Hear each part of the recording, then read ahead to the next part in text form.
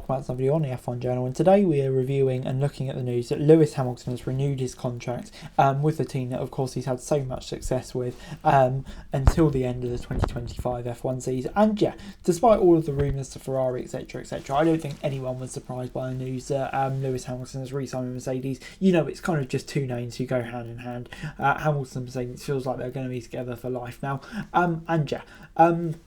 I think when you look at it, till 2025 is kind of an interesting one because obviously that's the end of this current rule cycle, and at the moment with how dominant Red Bull are, Mercedes, to be honest, at this point I'm still not convinced they fully understand the regulations and know exactly where we're going, but obviously we'll know a lot more come pre-season of next year about whether they can challenge Red Bull or not. But to be honest, I have high doubts about that at the moment, which makes me think that they may struggle to. So is Hamilton setting himself up for another few years in the midfield? Or not in the midfield, or in behind Red Bull, not being able to challenge for wins? That's the interesting one here. But I think, yeah, Hamilton, a driver of his calibre, with everything he's achieved, wouldn't carry on if he didn't feel that's the case. And I think, yeah, Mercedes restructure now with James Allison at the top.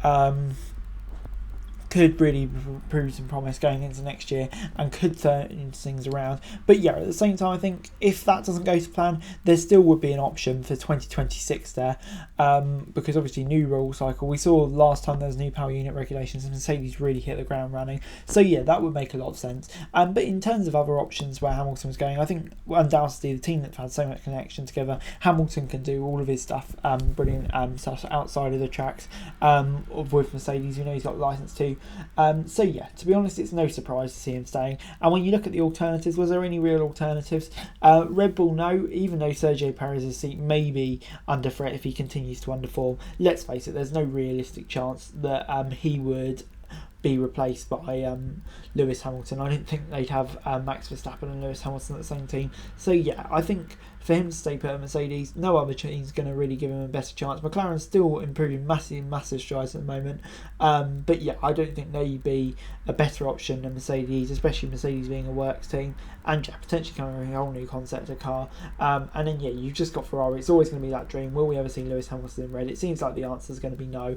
And yeah, when you look at the two teams, I'd still say Mercedes are in a better position than Ferrari at the moment. If I have my faith in one team to challenge for the title and make less errors go throughout it, it's Mercedes. They've had a bit of a dip for the last few years, but you know what that team has achieved in, well, pretty much a decade prior was just second to none. But anyway guys, that's it for the video. Thanks so much for watching. Like, share, subscribe, don't forget to daily F1 news and subscribe to the channel, it's going to be greatly appreciated. Thanks so much for watching. Peace.